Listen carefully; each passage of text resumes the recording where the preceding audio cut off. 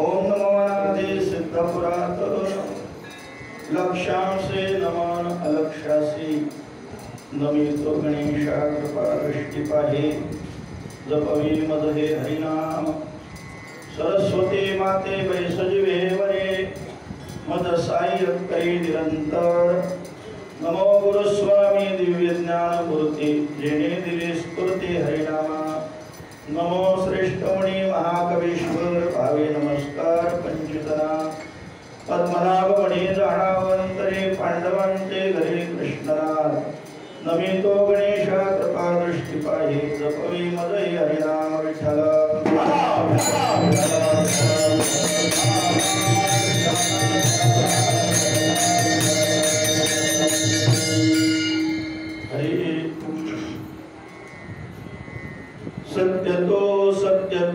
सत्यतो विठ्ठला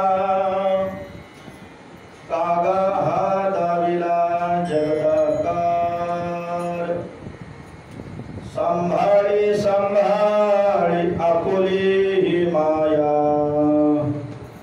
आमासी कागा भयभीत केली रूप नाही त्यासे ठेविले नाम रूप नाही त्यासे ठेविले नाम लटिकाचे भ्रम वाढविला सांभाळे सांभाळे आपुले हे माया आमासे कागा भयभीत केली तुका म्हणे कागा झालासी चतुर होतासी निष्ठुर निर्विकार सांभाळे सांभाळे आपुले ही माया आम्हासी कागा भयभीत केले योऽन्त प्रविशामम वाचमिमां प्रसुप्तां संजीवयत्यखिल शक्तिधरस्वधाम्नां अन्याश्चरणश्रवणत्वगादीन् प्राणान् नमो भगवते पुरुषाय तुभ्यं पांडुरंगा करो प्रसन्न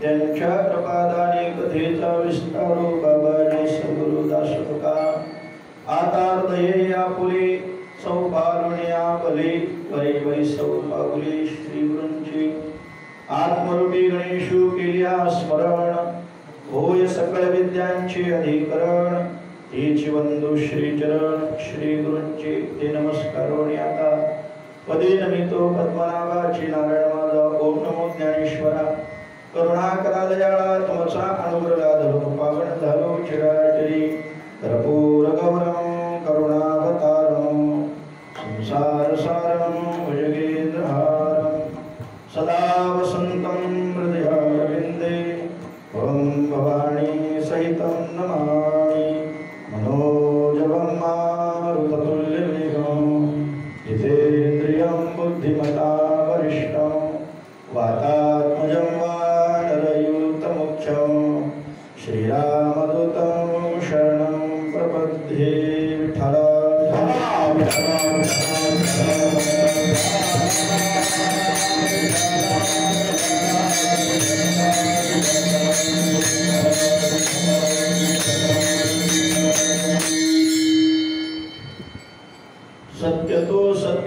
सत्यतो विठ्ठला कागा हा दाविला जगदाकार सांभाळे सांभाळे आपुली ही माया आम्हासी कागा भयभीत केली. चिंतना करता गायलेला अभंग देहूचे सुप्रसिद्ध साधू विश्ववंदे विश्वभूषण श्रीमंत श्री जगद्गुरु तुकोबाराय तुकाराम महाराजांच्या गाथेतील चार चरणाचा पाठात असणारा ऐकिवात असणारा भगवंताकडे आपला अधिकार जो आहे तो अधिकाराचं हनन देवाने केले म्हणून त्याचा जाब विचारणारा अभंग आहे.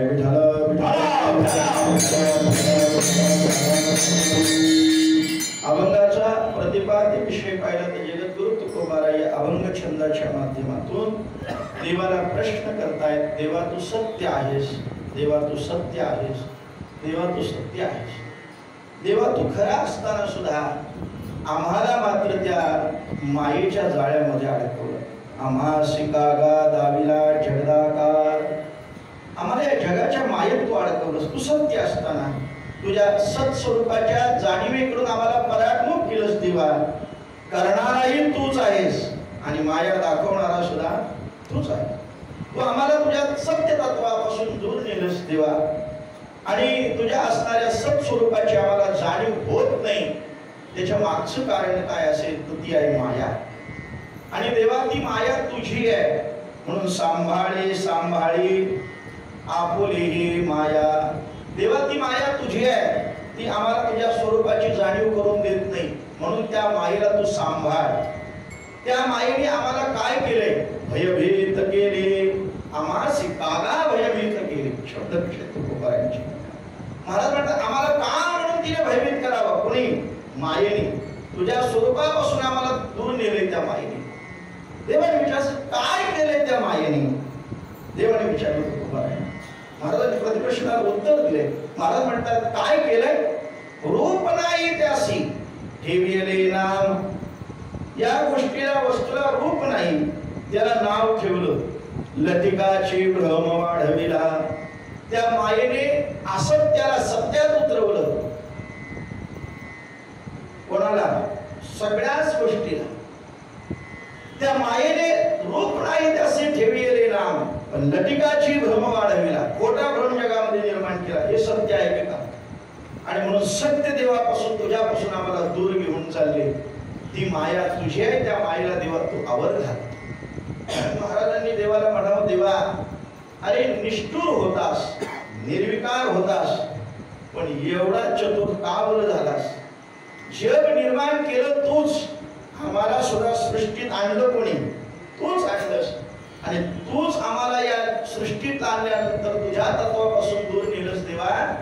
एवढा का बरं चतुर झालास तू? तुका म्हणे कागा झालासी चतुर होतासी निष्ठुर निर्विकार. सांभाळे सांभाळे आपुरी ही माया आम्हासी कागा भयभीत केली. हजार बंगाचा सरळ अर्थ विठ्ठल.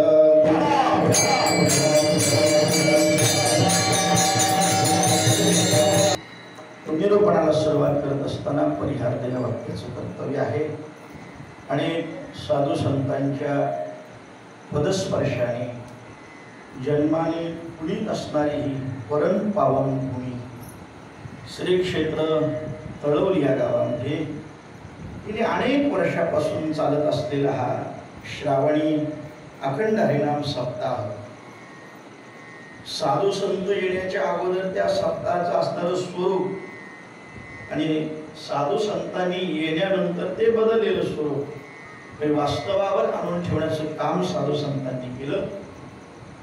परमपूज्य अलिबागकर बाबा महाराज यांचा या परस्पर्श गावाला व्हावा आणि एक वेगळी या सप्ताहाची सुरुवात अखंड हरिनाम सप्ताहाने केली.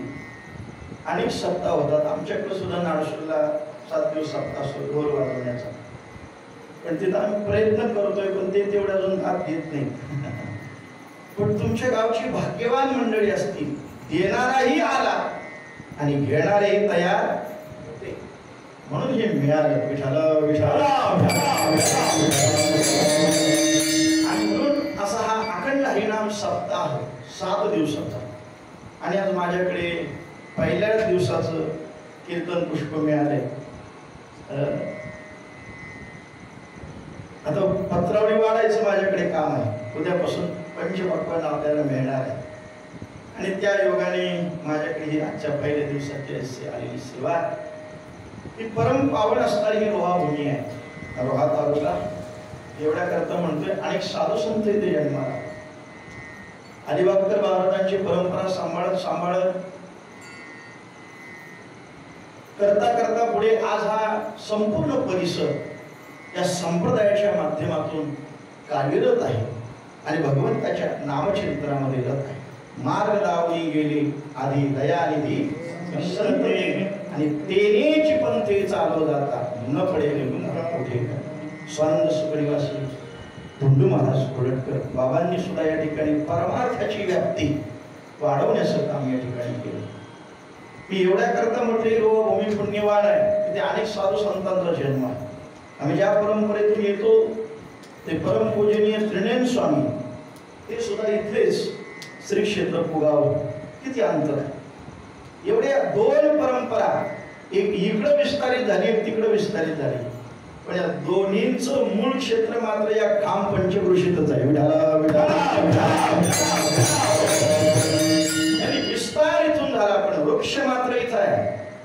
आता आम्ही कुठेतरी सुरत पासून गुजरात पासून कर्नाटकापासून गेलो तरी शेवटी मात्र आम्हाला पुगावला यावं लागतं. किती काय केलं ते आणि खाम हे पंचकृषी ही तळवली क्षेत्र हे जवळ आहे आणि अशा या परिसरात दिग्गज मंडळी घडली आजही घडत आहे. आदरणीय ज्यांच्याकडे या संप्रदायाचं या सप्ताहाचं मार्गदर्शन आहे त्यांची पावन उपस्थिती आजच्या कार्यक्रमाकरता लाभलेली आहे.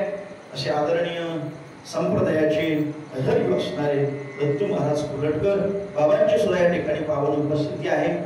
नेहमी मार्गदर्शन करणारे पुत्रवत प्रेम करणारे आदरणीय लाडके मला मांडणारे आमचे मारुती बाबा कोलटकर महाराजांची सुद्धा या ठिकाणी उपस्थिती आहे. आदरणीय महाराज सुद्धा या ठिकाणी आहेत आणि तुम्ही सर्व ग्रामस्थ मंडळी विलेकरी मृदंगाचार्य गायनाचार्य आज हरिभक्त परायणचे विकास महाराज कुस्तेकर मला माहिती नाही ते आलेत म्हणून पण आज शनिवार आहे. बरं झालं मला आजची सेवा मिळाली. ती महाराजांची भेट झाली.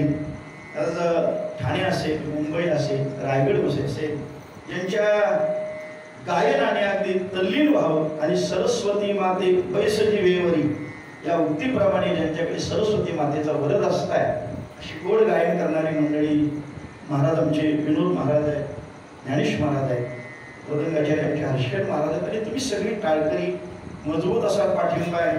काय ते बालक मगाशी एक टक पाहत होतं तिकडे ते मला वाटतं मारुतीरायाकडे पोशाख कसा चाललाय ते पाहत होतं ते इतकं तल्लीन हनुमंतरायाकडे झालं होतं.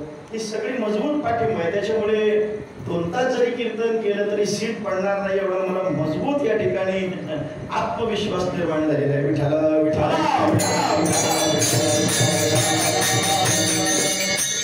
गोड तुम्ही ऐकायला सगळे बसलेले असणारी मंडळी तासाभराच्या चिंतनामध्ये जेवढे या अभंगावरती निरूपण करता येईल तेवढं करण्याचा प्रयत्न करणार आहे. विठाला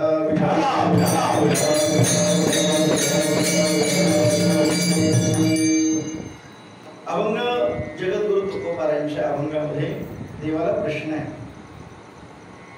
भगवंताच्या नामाचीच व्याप्ती एवढी आहे, पण त्या नामापासून आपल्याला अडवणारी त्याचीच माया आहे. नामही त्याचंच आणि मायाही त्याची. त्याच्या स्वरूपाची जाणीव ही नामतत्वाने होते, पण ते नाम घेण्याच्या आड येते ती माया आहे. देव आहे. दीव या धातूपासून देव या शब्दाची उत्पत्ती आहे. जो स्वयंप्रकाशित आहे, ज्याला कोणी प्रकाशित करण्याची गरजच नाही, तो भगवान परमात्मा अनादि आहे, निर्गुण आहे, निराकार आहे. त्या भगवंताने एकटाच होता जगामध्ये, त्याला कोणी नव्हतं, एकटाच. जेव्हा कुठेच नव्हते काही,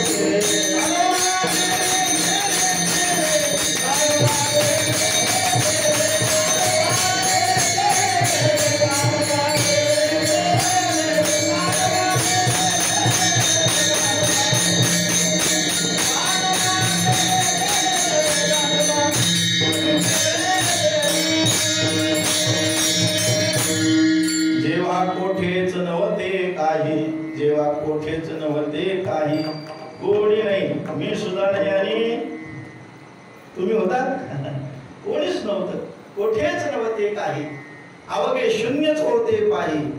एक शून्य म्हणजे पोकळी होती फक्त, आणि या पोकळीमध्ये विश्वव्यापक भगवान परमात्मा होता. पण एकट्याला या पोकळीमध्ये करमत नव्हतं. उदाहरण घ्यायचं झालं तर आपण समजा घरातील सगळी मंडळी किम निमित्ताने समजा बाहेर गावी गेली असेल आणि घरात आपण एकटंच असो, तर अख्खं घर आपल्याला काय होतं, खायला येतं. आता घर आपल्याला खात नसतं, पण आपण म्हणत असतो घर खायला येतं. घर आपल्याला खात नसतं, एखाद्या वेळेस आपण घराला खाऊ शकतो. माणूस काही खाऊ शकतो, माणूस आहे तो. माणूस भिंत खाईल, दगड खाईल, वीट खाईल, डबर खाईल, डांबर खाईल, माणूस आहे. माणूस काही खाऊ शकतो. घर माणसाला नाही खात, माणूस घराला खाऊ शकतो. पण आपण साध्या सरळ भाषेत बोलतो की तो एकांत सरळ होत नाही, आणि परिणामी एकांतात असल्यामुळे नको नको ते विचार डोक्यात येतात आणि जीव भ्रमिष्ट होतो. परिणामी असं वाटतं घर खायला येते. जशी आपली घरातली अवस्था आहे, तशी त्या पोकळीमध्ये देवाची अवस्था झाली. देवाला एकट्याला करमेना, म्हणून देवाला असं वाटलं काहीतरी जीवसृष्टी निर्माण करावी, म्हणून त्याने हे जीवसृष्टी निर्माण केली.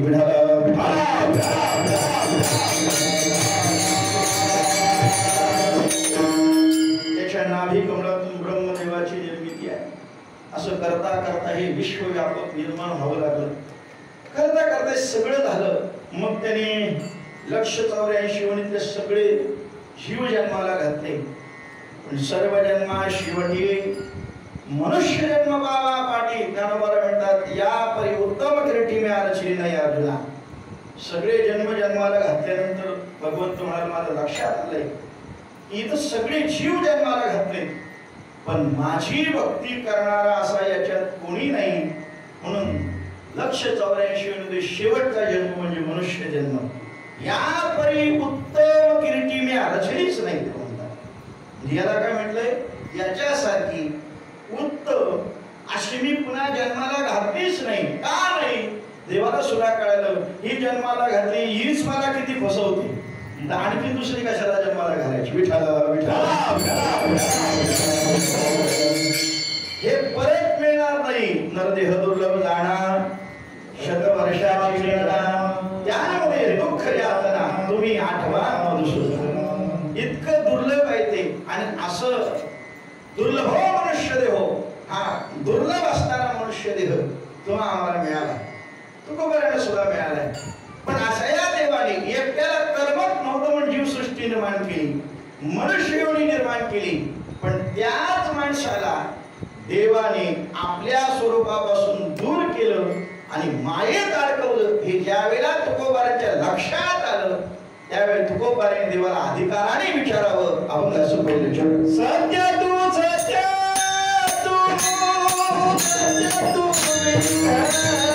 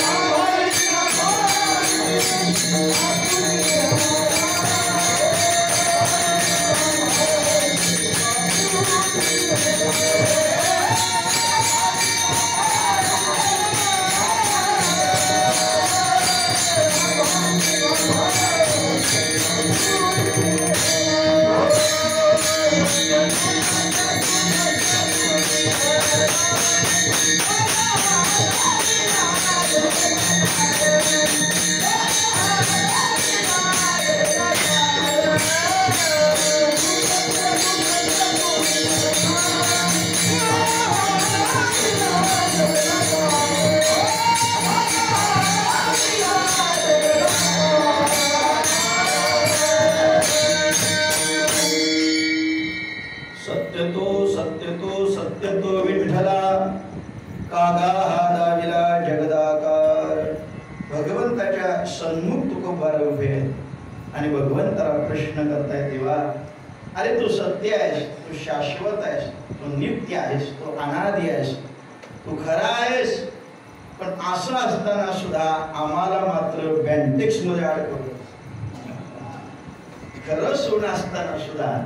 नवीन सुनबाई घरात आली.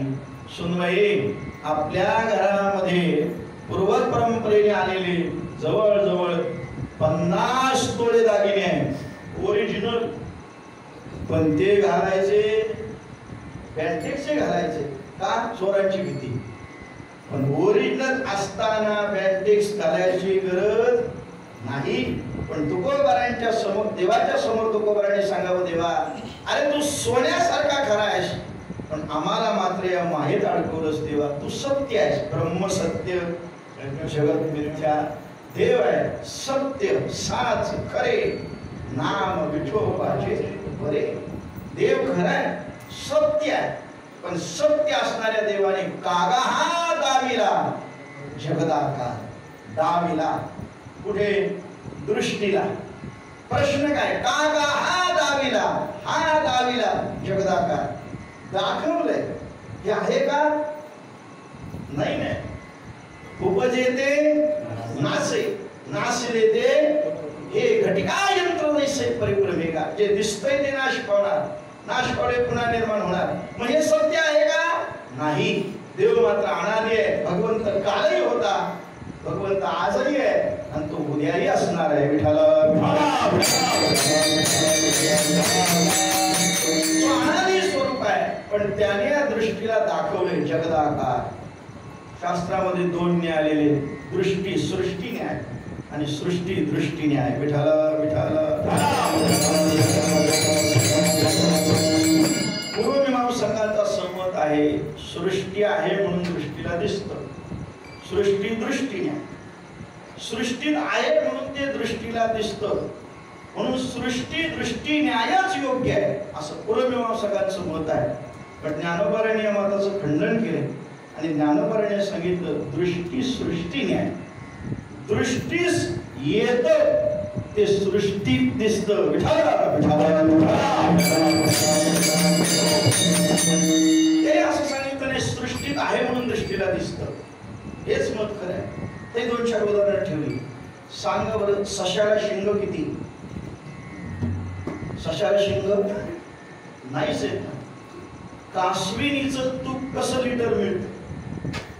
नाहीच आहे. ते म्हणजे सृष्टीत नाही म्हणून दृष्टीच प्रत्ययास येत नाही. पण ज्ञानोबारांनी मताचं खंडन केले. हे जरी मत तुमचं बरोबर असलं तरी दृष्टी सृष्टी न्याय सुद्धा योग्यच आहे.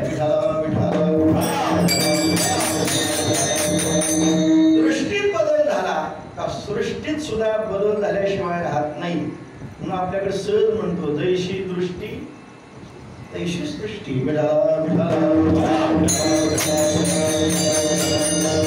दृष्टी मनुष्याची बदलली का सृष्टीत सुद्धा परिवर्तन झाल्याशिवाय राहत नाही. म्हणून आज कागा हा दाविला जगदाकार. देवाने दृष्टीच अशी बनवली का दृष्टीला जग दिसतंय म्हणून जगाच्या मायेत अडकतो. पण ज्या दिवशी चर्मदृष्टीच्या पलीकडे असणारी ज्ञानदृष्टी, हे ज्ञानचक्षु ज्या वेळेला गुरुकृपेने उघडले जाते त्यावेळेला त्या स्वरूपाची जाणीव होते. कागा हा दाविला जगदाकार. हा सगळा खेळ इथे आहे. विठाला विठाला. काही नाही. देव पाच सद्गुरू भगवंताची अनुभूती करून देतात. ते सुद्धा कुठून पाहतो आपण? या जगातूनच पाहतो. आणि हे मिथ्या असणारं जग ते सुद्धा कुठून पाहतो?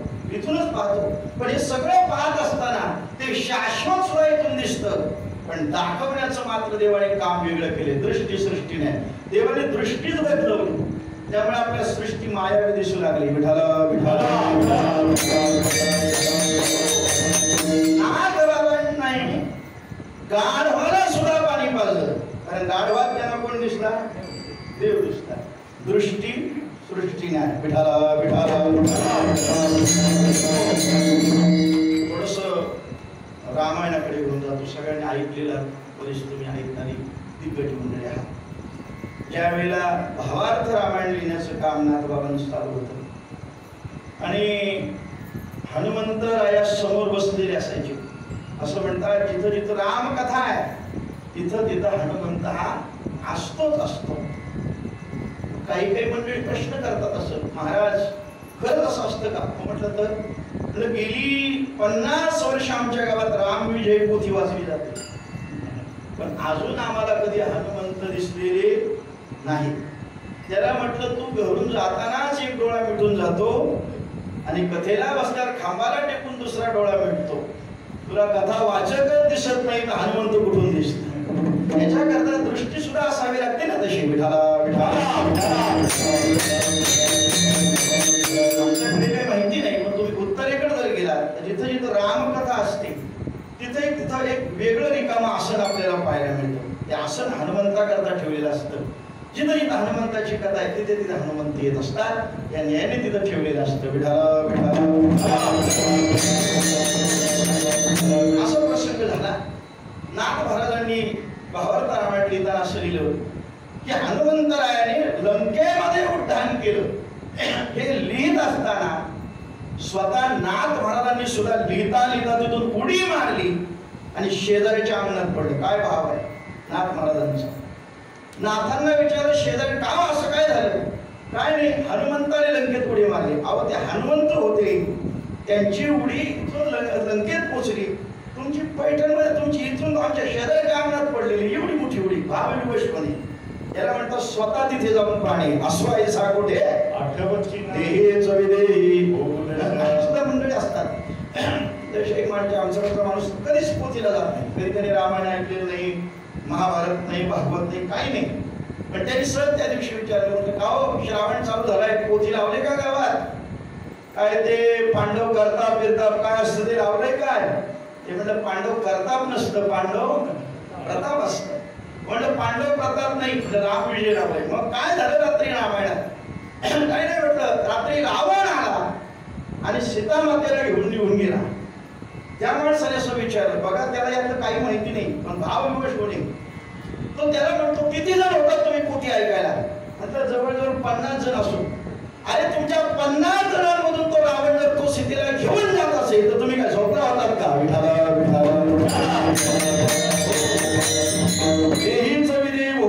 त्याला यातलं काही कळत नाही. पण तो रामायणात मात्र पोहोचला. त्याला असं वाटलं इथनं आपल्या गावात सीतेला उचलून नेली का काय. एवढी तुम्ही होतात तुम्हाला कळत नाही. तसे नाथ भावविवश झाले आणि या विदेशीतेत गेल्यामुळे त्यांना असं वाटलं हनुमंताने उडी मारली. हे वास्तव लिहित असताना त्यांनी स्वतः वास्तवात उडी मारली. ते हनुमंतराय समोर पाहताय. आणि त्याच्यानंतर पुढचा प्रसंग आला भावार्थ रामायणातला की अशोक वाटिकेमधली जी फुलं आहेत ती फुलं सफेद रंगाची होती असं नाथांनी भावार्थ रामायणात लिहिलं. हे हनुमंताने ऐकलं आणि हनुमंतराय म्हटले नाथ बाबा थांबा. म्हटलं काय झालं. असं खोटं ग्रंथात काही लिहू नका. लोकांमध्ये वेगळा संदेश जातो. बऱ्याच ग्रंथांमध्ये हस्तक्षेप झालेले आहे.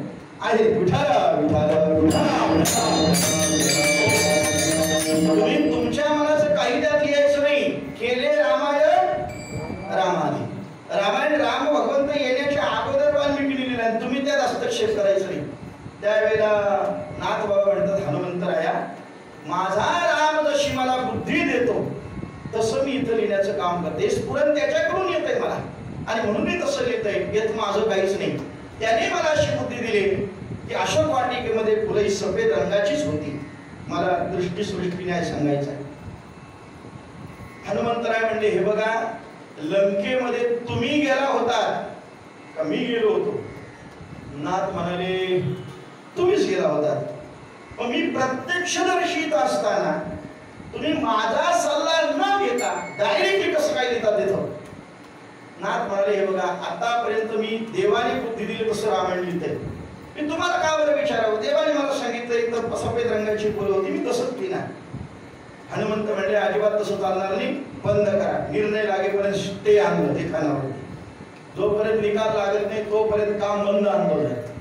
आता म्हटलं मग काय करायचं. काय नाही म्हटलं याचा न्याय निवाडा झाला पाहिजे. कसा होईल. म्हटलं लंकेत जावं लागेल. तिथं प्रत्यक्ष जावं लागेल. ते म्हणले नाथ महाराज म्हटले रामरायाला जाऊन यायला 14 वर्षे लागली आणि मी जर तिथं जाऊन यायचं म्हटलं हा भावार्थ रामायण असा शिल्लक राहील. एवढं कसं काय जाता येईल. हनुमंताने सांगितलं कशाला घाबरता. मला काय पेट्रोल डिझेल का सीएनजी लागते. कसा माझ्या खांद्यावरती चला मी घेऊन चलतो.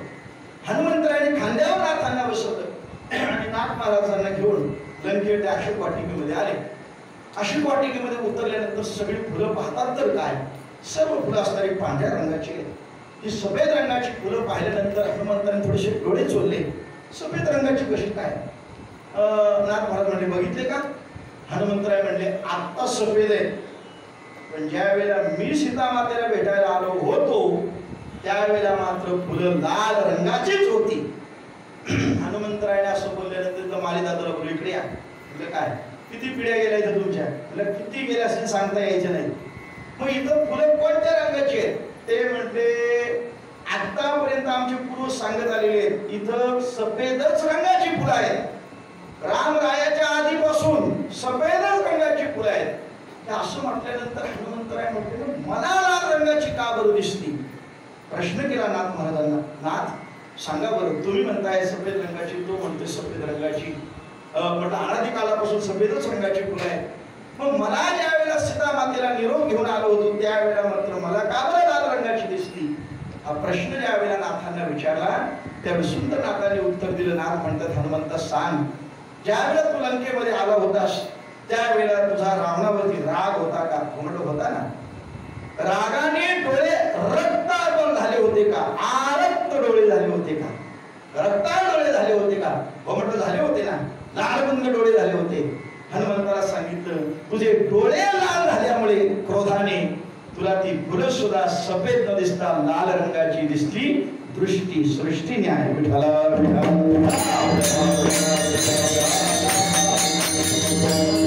दृष्टीत बदल झाला का सृष्टीत परिवर्तन झाल्याशिवाय राहत नाही. म्हणून दृष्टी सृष्टी न्यायच योग्य आहे. विठ्ठला विठ्ठला. थोडासा वेळ आहे आता. हे रामायणात झालं पण थोडस घरच्या रामायणात सांगतो. योग आला म्हणून पती लवकर निवर्तले म्हणून लहानाचं मोठं मुलांना केलं आणि त्याचं शिक्षण चांगलं दिलं आणि त्याचा चांगली नोकरी लागली. जवळजवळ तो 7-8 लाखाचा वर्षाला पॅकेज घेऊ लागला आणि मग त्याला मुली सांगून यायला लागल्या. मग ते विचार लग्न करायचं आहे का? हो म्हटलं, पण त्याच्या चॉईसने तो करेल. मुलाचं लग्न झालं. लग्न झाल्यानंतर निहारी बनवायची, म्हणजे आताच्या भाषेत टिफिन बनवायचा. इंग्रजी भाषेमध्ये टिफिन, मराठीमध्ये निहारी वगैरे आपण काय ते भाकरी वगैरे ते बनवण्याकरता ती सुनबाई गेली चपाती बनवायची. पण तिला शिक्षणात सगळं येत होतं पण पाकशास्त्रात काही कळत नव्हतं. म्हणून तिने घरून येताना एक वहीच आणली होती आणि त्याच्यामध्ये चपाती बनवणे पान नंबर 38, बटाट्याची भाजी करणे पान नंबर 13 सगळं लिहून आणलं होतं. कारण तिने ते चपाती बनवण्याकरता ते वही काढली आणि ती रेसिपी बघण्याकरता सगळं वाचत होती. सासूबाईंनी बघितलं. ती म्हणलं, असं जर पुस्तकात बघून ही चपात्या करायला गेली तर माझ्या मुलाचं भविष्य फार अवघड आहे. ती सहज गेली त्या सुनबाईकडे. म्हणजे बघ, तू कामाला, तो कामाला, तुम्ही चांगलं कमवत आहात, असं कर, बाहेरचं डिपार्टमेंट तुझ्याकडे घे, हे घरातलं डिपार्टमेंट मी माझ्याकडे ठेवते स्वयंपाकाचं. म्हटलं काय? म्हटलं जेवणाचं मी बघते काय करायचं. सासूबाईने सांगितलं. ते म्हटलं काही हरकत नाही, तुम्ही बघा. रोज सासूबाई डबा करायचं आणि कामाला जायचं. दोघांनी झालं जमलं ते. बऱ्याच दिवसानंतर सुनबाई अशी म्हटल्या, किती दिवस सासूबाईंनी करायचं? एक ना एक दिवस म्हातारा माणूस जाण. ती सासूबाईंनी जवळ म्हटलं, आत्याबाई किती दिवस असं तुम्ही करणार? कधी ना कधीतरी मला करावं लागणार आहे. असं करते, उद्याचा डबा मी चालू करते, तुम्ही आराम करा. ती म्हणजे काही हरकत नाही, खाईल तर खायला तर मला पोरगाच खाईल, काय खाईल ते खाऊ जातं. त्या दुसऱ्या दिवशी चपाती बनवण्याकरता मी वही काढली. पान नंबर 38 चपाती कशी बनवायची. पीठ घेतलं, पाणी होत नाही, ते सगळं त्यात लिहिलं होतं. करता करता ते सगळं मळायला घेतलं. ते मळता मळता कसे हात झाले ते जावे त्याच्या वंशा. आपल्या पार्टीकडे कधी आली नाही वेळ. कधी ती वेळ शक्यतो पिंडदानाच्या वेळ जास्त येते. पिंडदान करताना त्यावेळेला ते ब्राह्मण काका पुरोहित आपल्यालाच सांगतात. पण काही काही हुशार मंडळी असतात आणि आमच्यासारखे ब्राह्मण सुद्धा हुशार असतात. झटकीपट काम आवरायला पाहिजे. म्हणून आम्ही सांगतो, तुम्ही फक्त हात लावा आणि बाकीचं त्यांच्याकडे द्या, ते बरोबर सगळं करतील. विठाला ते पीठ मळता मळता अख्ख्या वर्ष श्राद्धाचा विधी होईल एवढा वेळ ते पीठ मळण्यातच जातं. विठाला विठाला. ते हात कसे काय काय हे सासूबाई सगळं ते पाहते आणि ते सगळं केस ते सगळं तोंडाला लागले. ते पीठ कसं तरी तिने एकत्र केलं आणि मग मात्र चपाती लाटायला सुरुवात केली. ती चपाती पोळी पाटावर ठेवली. लागता लागता तिला माहिती नाही काय करायचं, ते फिरवायचं का काय, त्यात दिलंच नव्हतं. ती चपाती अशी सरळ निघून गेली भारताच्या नकाशासारखी. दुसरी चपाती गेली ती महाराष्ट्राचा नकाशा. करता करता तिने इकडे तिकडे बघितलं, तसे ते तव्यावरती टाकली आणि तव्यावरती टाकले. त्यात असं लिहिलं होतं, पोळी 3 मिनिटांनी परतणे, चपाती 3 मिनिटांनी परतणे. आता ती पोळी परतते ती मिनिटावर असते का जाळावर असते? कशावर असते? जाळावरच ना. त्या तिला 3 मिनिटांनी परतते. हिने जाळ फुल केला आणि 3 मिनिट वाट पाहिली. 3 मिनिटांनी चपाती परतायला गेली तर खाली सगळी अमावस्या आणि वरती पौर्णिमा. हे दृश्य पाहिल्यानंतर तिला असं वाटलं सासूबाई काय बोलतात का मागे पाहिलं कोण नाही. तशाच ज्या झालेल्या अमावस्या पौर्णिमा 2-4 केल्या होत्या त्या तशाच डब्यामध्ये भरल्या आणि डबा हा उठायच्या तयार करून याला दिला. हा कामावरती आला. आज काय सगळे मित्रमंडळी बसले. डबा ओपन केला आणि पाहतो तर काय त्यात असं काढल्याबरोबर त्याला त्या एक बाजूला अमावस्या, एक बाजूला पौर्णिमा, एक बाजूला काळी, एक बाजूला चपाती अशी पाहिल्यानंतर असा राग अनावर झाला, लालबंद झाला. 60 बुद्धी नाठी. आईचं वय झालंय एवढं पण तिला कळत नाही. कशी चपाती द्यावी भाकरीला या ठिकाणी डब्याला एवढं कळत नाही तिला. असा रागाने लाल झाला. चपाती तशी त्याच्यामध्ये भरून ठेवली. संध्याकाळी बघतो गेल्यानंतर घरामध्ये आला. दरवाजा उघडला. सोफ्यावरती आई बसली. आई तुला काही कळतं का? असं कुठं असतं का? तुला सांगत होतो तू आता म्हातारी झालीस, तू बंद कर डबा करणे. माझ्या पत्नीला सांग करायला. असं कुठं असतं का? कोणी केलंय? आई म्हटली किती जरी बडबडला तरी निकाल आपल्याच बाजूनी लागणार आहे, त्यामुळे जास्त बोलायची गरज नाही. आई शांत बसली. पण ज्या वेळेला पाहिलं त्याचा ब्लड प्रेशर हाय व्हायला लागलाय. आई म्हणली बाळा आई मी काय सांगते काय ऐकायचं अजिबात जमणार नाही. अरे आई कोणी केलंय डबा देत राही? कोणी केलं? अरे आजचा डबा मी नाही केला. मग कोणी केला? अरे माझ्याशिवाय घरात दुसरा आहे कोण? अरे आजचा डबा तुझ्या पत्नीने केला. असं आहे का? असू दे नवीन आहे. शिकल 100 शतापार डायरेक्ट शून्यावर आला. दृष्टी बदलली का सृष्टीत परिवर्तन होतं. याला शास्त्राने म्हटलंय दृष्टी सृष्टी न्याय. हा दृष्टी सृष्टी न्याय इथं योग्य बसतो. कागा हा दाविला जगदाकार. अरे देवा तू सत्य असताना आमच्या दृष्टीमध्ये तू जगदाकार दाखवलंस, म्हणजे मायावी जग दाखवलंस आणि परिणामी आम्हाला तेच दिसतंय. त्याच्यातला भगवंत आम्हाला पाहता येत नाही. विठ्ठल जळी स्थली प्रल्हादाने सांगितलं अरे कुठे आहे तुझा नारायण? दृष्टीत होता ना म्हणून सृष्टीत दिसला. कुठं नाही. त्या खांबात सुद्धा माझा देव आहे असणार. फोडून पा तो भंग केला खांबाला. त्याच्यातून भगवंत निर्माण झाले.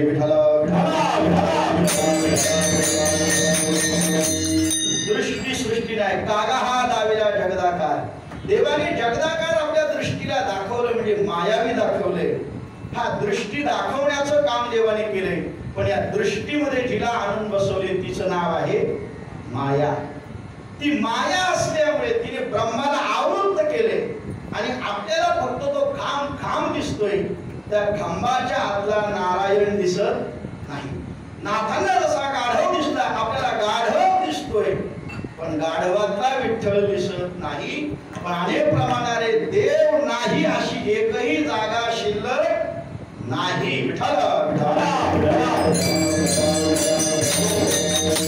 सत्य ज्ञानानंतर गगनाचे प्रावरण नाही. रूप वर्ण गुण जेथे तोहारे श्री हरी पाहिला डोळेवरी पाहता पाहणे दुरी सारोनिया. ती दृष्टीला प्रत्येकाला येऊन देत नाही. तिचं नाव आहे माया आहे. त्या दृष्टीत ती माया असल्यामुळे सृष्टी सुद्धा प्रतितीला आपल्याला या मायावी दिसते. म्हणून देवाला अधिकाराने सांगावं देवा अरे जी मायावी दृष्टी आमच्याकडे निर्माण केलीस त्या मायेला तू आवर घाल. अभंगाचं दुसरं चरण. सांभाळी आपुली सांभाळी आपुली आपुली माया सांभाळी आपुली सांभाळी सांभाळी सांभाळी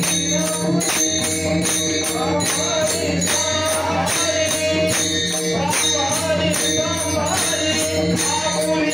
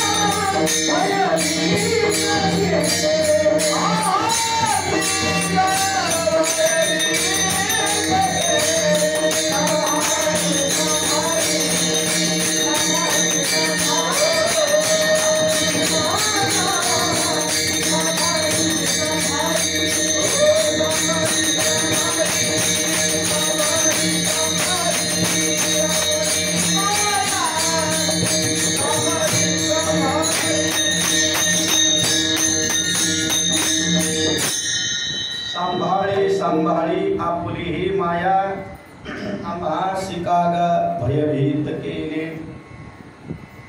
तुकोबाराने देवाला सांगितलं, देवा ज्या दृष्टीमध्ये माया आहे त्यामुळे ती दृष्टी आम्हाला मायावीच दिसते. ती सृष्टी मायावी दिसते. म्हणून देवा काय कर, ती माया तुझी आहे तिला आवर घाल. अरे तू सत्य असताना, शाश्वत असताना तुझ्या स्वरूपापासून आम्हाला दूर नेते ती माया. तू खरा आहे देवा, पण आम्हाला मात्र दूर घेऊन चाललास का देवा? असं त्याला कारण तुझी माया आहे. आता महाराजांनी एवढ्या आग्रहाने सांगावं, एवढ्या मोठ्या मनाने सांगावं, सांभाळी आपुली ही माया. म्हणजे माया कोणाची आहे देवा? तुझी आहे. आपण एखाद्याच्या आता शेताची लावणी चालू झाली की नाही, आणि मग शेतात एखाद्याची गाय आली तर आपण ती गाय लगेच धरतो किंवा तिला ओढत ओढत म्हणा, हाकलत म्हणा त्याच्या दारापर्यंत आणतो. कोणाच्या? जो तिचा मालक आहे त्याच्या. आता गाय बरोबर मालकाकडे येते, पण चुकून म्हैस एखाद्याच्या शेतात गेली असेल तर ती मालकाच्याच घरी येईल असं नाही, ती कोणाच्या तरी घरी शिरली. आणि आपण जर त्याला दम द्यायला लागलो, ए तुझ्या म्हशीला बांधून ठेव, तो म्हणजे ती म्हैस माझी आहे, तुला सांगितलं कोणी? कधी प्रश्न होतो ना असा निर्माण. देवाला तुकाराम महाराज सांगताय, देवा तुझी माया आहे तू सांभाळ. पण देवाने तर कबूल करायला पाहिजे की नाही माया माझी आहे म्हणून? हा मोठा प्रश्न आहे. देव म्हणायला पाहिजे माया माझी आहे म्हणून. आपण जावाने सांगावं तुझीच माया आहे देवा. का? कारण गीतेमध्ये भगवंताने सांगितलेलं आहे, विठाला विठाला विठाला विठाला गुणमयी मम माया वृत्तया. दैवी यशा गुणमयी, ती गुणमयी आहे. पण मम माया, भगवंत म्हणतात माया कोणाची आहे? माझी आहे. मम माया पण दुरत्तया, ती दुस्तर आहे, अवघड आहे. माया माझी आहे, पण देवाने स्वतः सांगितलंय माया माझी आहे. म्हणून तुकोबाराने अधिकाराने सांगावं, देवा माया तुझी आहे, तिला तू आवर घाल. विठाला विठाला माया विघ्ने भ्रमला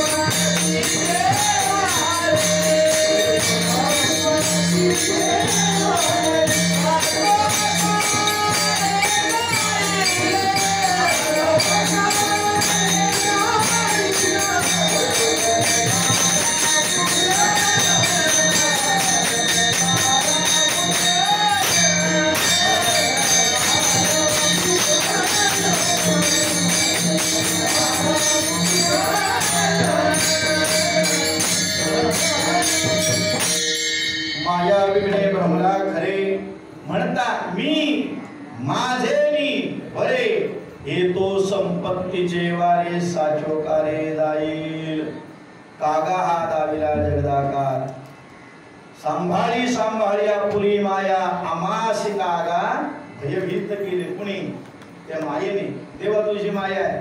अरे इतकी माया अवघड आहे, एवढी अवघड आहे, आणि ती तुझी आहे. ती काय करते माया? वारकरी पूर्वी, आता वारीच्या फार मोठ्या सोयी झाल्या आपल्याकडे. म्हणजे ते सगळं आपला ओझ वाहण्याकरता वाहनाची उपलब्धता झाली. पण पूर्वीचा वारकरी सगळं ओझ आपल्याच खांद्यावर. म्हणून भार ओझे तुम असे. विठाला विठाला एवढ्या करता ते असायचं. फार वजन फार असायचं वारीला जाताना. सगळं खांद्यावरती, पताका खांद्यावर, टाळा आपला, आपलं विस्त सगळं खांद्यावर, आपल्या कपडे सगळे खांद्यावर असायचे. असा एक वारकरी पूर्वीचा पंढरपूरच्या दिशेने निघाला होता. आणि तो वारी करता करता एक रस्त्यावरून जाताना एका मोठ्या श्रीमंताचं घर लागले. आणि त्या घरावरच्या दारावरती असं लिहिलं होतं, कुत्र्यापासून सावध राहा. हे आता सध्या वाढले ते. असा प्रश्न निर्माण होतो, घरात कुत्री राहतात की माणसं राहतात? पूर्वी असत येता तरी सुखी या, जाता तरी सुखेदा या झोपडीत.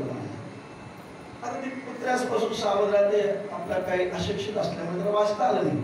ते सहज त्या गेट जवळून जात असताना त्या गेट उघडा होता आणि त्या मालकाचा एक मोठा भयंकर कुत्रा आला. मला त्याची नावं येत नाही, बरीच नाव आहेत त्याच्यात, प्रकाराचा प्रकार आहे त्याच्यामध्ये. हा गव्हर्नमेंट छोट्यातलं मोठ्यातलं मोठं नाव. ते असं भुंकत त्याचा तो जबडा त्या वारकऱ्याने पाहिला आणि तो भयभीत झाला. अरे एवढ्या मोठ्या जगात त्या मालकाला पाहिल्यानंतर तो घाबरत नाही, पण त्या कुत्र्याला पाहिल्यानंतर घाबरला. आणि तो जोरात भुंकतोय पाहून तो मागे गेला आणि त्याला रस्ता काही पार करता येईना. कुत्रा का रस्त्याच्या पुढे येईना आणि हे काय रस्त्याच्या पलीकडे जाईना. शेवटी न राहून तो वाट बघतोय, हा कुत्रा कधी घरात जाईल. आणि तो बांधलेला नाही त्याचा. आता आपण पुढे गेलो तर अंगावर येईल चावा घेईल. करता करता वाट पाहताना 2 वाट शेवटी रस्त्याने चालले होते. आणि त्यांना सांगितले, बघा मला पंढरपूरला जायचं, उशीर झालाय, तुम्ही असं करा, तुम्ही पुढे चला, तुमच्या मागून मी हळूहळू येतो आणि आपण हा रस्ता पार करू. म्हणलं का? तो बघा भयंकर मोठा कुत्रा आहे, त्याचा केवढा मोठा जबडा आहे, केवढा मोठा आवाज त्याचा. ते पाहिल्यानंतर ते जर तो म्हणाले, हे बघा तुम्हाला पंढरपूरला जायचं आहे, पण तुम्ही म्हणताय आम्ही पुढे वान तुम्ही मागणं येणार. अहो तुम्ही पंढरपूरला जाल, पण आम्हाला पुढे गेलं तर आम्ही डायरेक्ट पंढरपूर नाही, डायरेक्ट वैकुंठाला जाऊ. तुम्हाला वाटतं आम्हाला भीती नाही वाटत, आम्ही नाही म्हटलं त्या पुढे जाणार. अहो म्हटलं आता करायचं काय? तो म्हटलं अहो कोणाला घाबरताय? कुत्र्याला. आम्हाशी का गाव भीती गेलो. कोणाची भीती आहे? कुत्र्याची.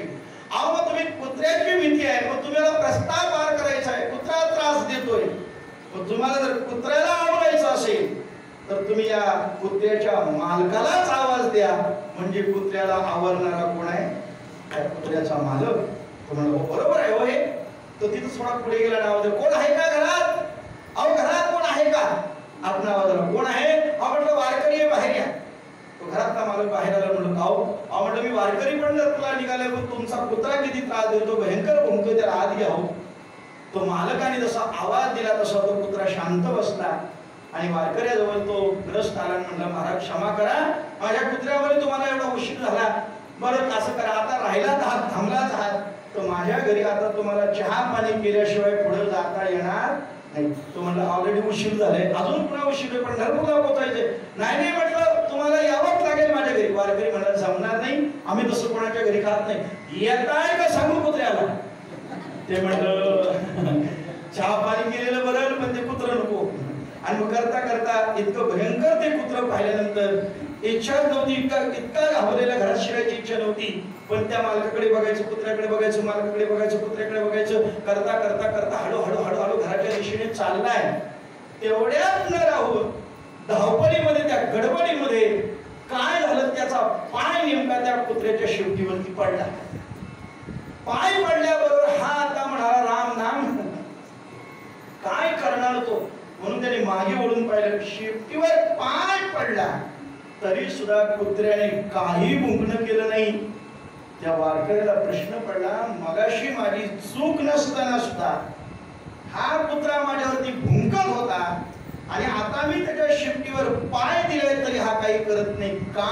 म्हणून त्या मालकाला विचारलं, अहो तुमचा कुत्रा बघा ना, मगाशी मी काही केलं नाही तरी भुंकत होता आणि आता शेपटीवर पाय दिले तरी काही करत नाही, का असं आहे?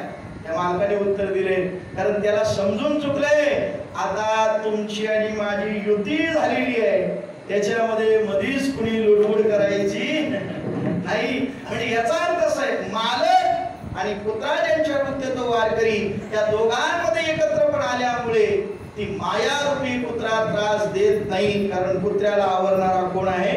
त्या मायेला आवरणारा कोण आहे? मायेचा मालक देव आहे. ज्या दिवशी देवाशी सत्यत्व होईल त्या दिवशी ती माया रूपी कुत्रा त्रास देणार नाही, जरी पाय पडला तरी. आणि जर त्याच्याची सत्यत्व नसेल तर पाय न पडता सुद्धा ती माया भयभीत केल्याशिवाय राहणार नाही. आमासी कागा भयभीत केली. त्या मायेची इतकी प्रचंड भीती आहे. काय केलं त्या मायेने? अभंगाचं तिसरं चरण. रूप नाही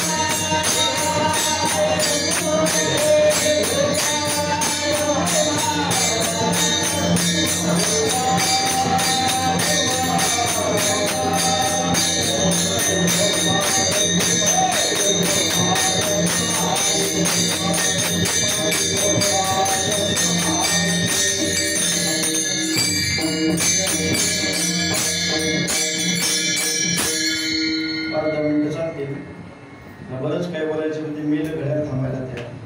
ते नाही थांबलं तरी आपण 5-10 मिनिटात थांबणार. रूप नाही त्याशी ठेविले नाम, लटिकाची भ्रम वाढविला. काय केलंय त्या माईने? देवा अरे काय केलंय? ज्याला रूप नाही त्याला नाव ठेवलंय, त्याला नावारूपाला आणलंय. असं किती किती वर सांगावं. लटिका व्यवहार सर्व संसार वाया येरझार हरिवीण. या हरिवीण येरझार वाया आहे, पण ती वाया येरझार हरिवीण ती सगळी कुणी निर्माण केली? त्या माईने. एक हरी वाया येरझार हरिवीण हरिवीण. बाकी सगळ्या येरझार आहेत. कोणावीण? हरिवीण. हरी नसेल तर बाकी सगळ्या येरझार आहेत. आणि या येरझारच हरी मानून आपण बसतो आणि परिणामी पुनरूपी जननम पुनरूपी मरण या अवस्थेत गुंततो. म्हणून त्या नको नको त्या गोष्टी जगामध्ये निर्माण झाल्या. किती भयंकर शोध लागले. काय काय आता विठाला विठाला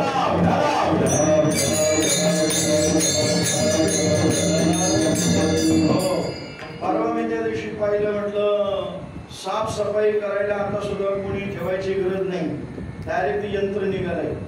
ते पाणी त्यात एकदा भरलं की 15 दिवस बघावं लागत नाही. ते बरोबर ते 2 डबे दिले असतात. ते बरोबर त्यात कचरा आणून गोळा करून आणून ठेवतं. सगळं घर फिरतं बरोबर. सगळं मोबाईल ऑपरेट होतं. तुम्ही सांगू नका उद्या आणायला ती मशीन नाही तर. मी जाहिरात करत नाही. म्हणजे इतकं माणूस तंत्रज्ञान पुढे गेले म्हणजे रोजगार अजून कमी झाले. जगामध्ये भ्रम निर्माण झालाय, भ्रम निर्माण झालाय आणि या भ्रमामध्ये आपण अडकतो. होत चाललो, सत्य शाश्वतापासून आपण दूर निघत चाललो. विठाला विठाला विठाला सत्य आनंद, सत्य शाश्वत आनंद भगवंताच्या नामातच आहे. पण त्या नामापासून आपण पराडून झालो आणि त्या मायेत अडकवलं. नको त्याला त्यांनी नाव दिले. आपल्या सगळ्यांना माहिती आहे घटोत्कचाचीच माया किती भयानक होती. ते लग्न तिकडं जमायचं, इकडं जमलं, इतका राग आला त्याला. मग त्याने ते लग्नाला वराड निघालं होतं आणि मग त्या लग्नाच्या वराड त्यांची दुकानं फाटली घटोत्कचाने, मायावी दुकानं. या म्हटलं जुने दागिने द्या आणि नवीन सोन्याचे घेऊन जा, 24 कॅरेट वाले. नवीन नवीन वस्त्र, जुने वस्त्र काढा, नवीन वस्त्र घालून जा. सांगत होता देव, अरे घालू नका हे दागिने. नाही नाही म्हटलं, आम्हाला नवीन दागिने पॉलिश केले मिळतात, जुने काय करायचं. बरेच वर्ष झाली, सगळे नवीन वस्त्र, सगळे नवीन दागिने. आणि जसे लग्नात गेले तशी घटोत्कचाने आपली माया काय घेतली, काढून घेतली. काय भयानक परिस्थिती आपण फक्त कल्पना करावी. विठाला घटोत्कचाची माया एवढी भयानक, तर देवाची किती असेल. रूप नाही त्याशी ही वेलेला लटिकाची भ्रम वाढविला, खोटा भ्रम वाढवला. देवा एवढा कसा रे चतुर झालास का बरं.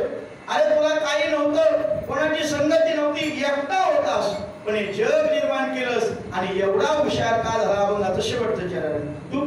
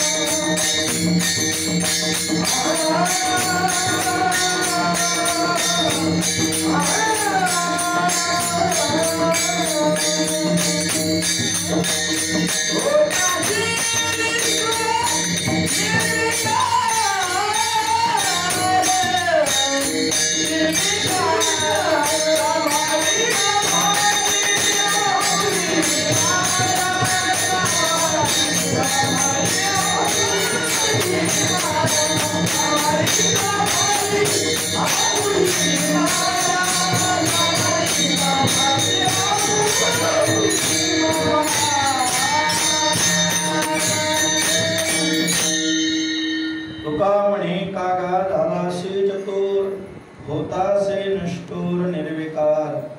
सांभाळे सांभाळ्या पुरी ही माया आम्हा सितारा भयभीत केले.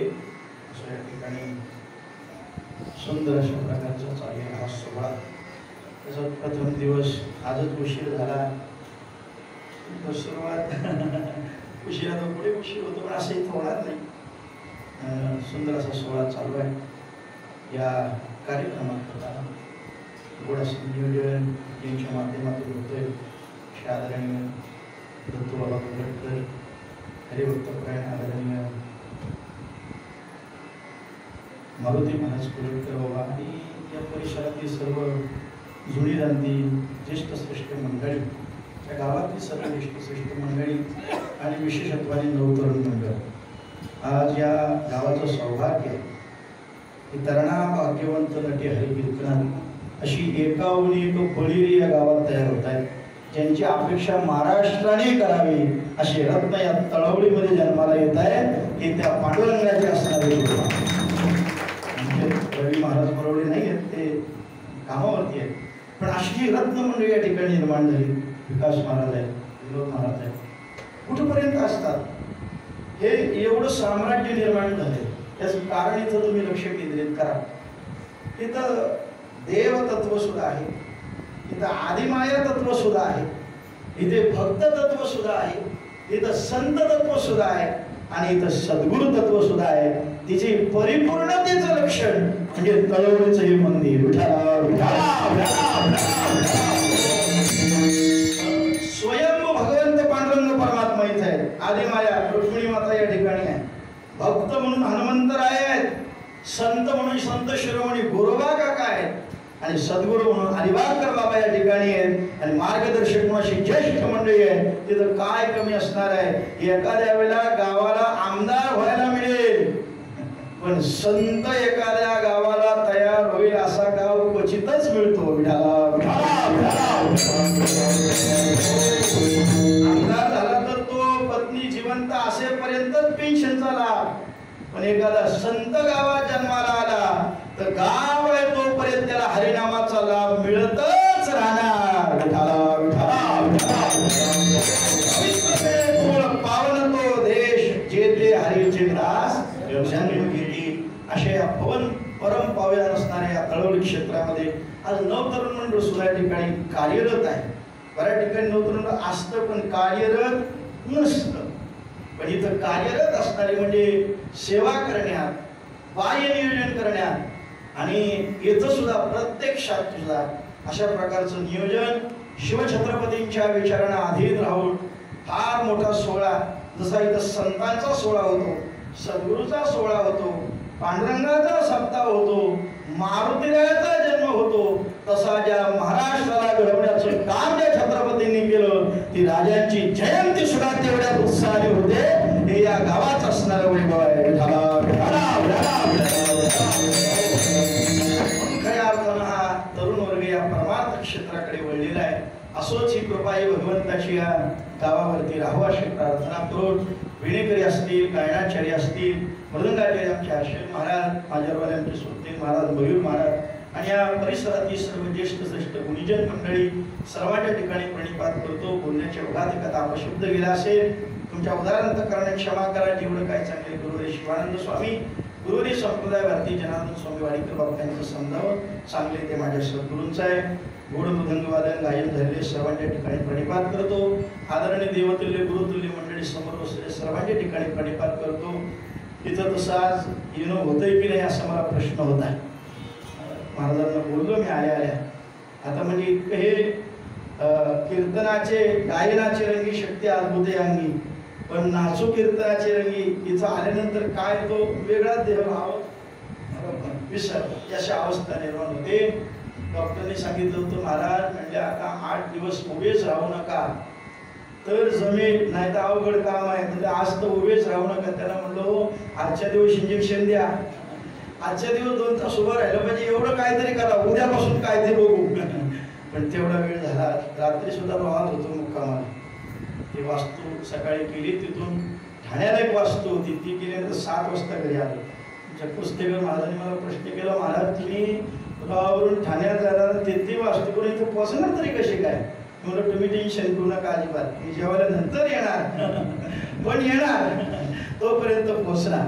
आणि गुरुकृपेने पांडुरंगाच्या कृपेने या ठिकाणी तुमच्या सगळ्यांचा दर्शनाचा योग आला. आणि ही सेवा भगवंताने करून घेतली. झालेली सेवा भगवंताच्या चरणी आपण कसं सगळ्यांनी हाताने टाळी आणि मुखाने या ठिकाणी भगवंताचं संतांचं भजन या ठिकाणी करायचंय. हाताने टाळी वाजली पाहिजे आणि भगवंत संतांचं भजन झालं पाहिजे. हरी ज्ञानदेव तुकाराम, ज्ञानदेव तुकाराम,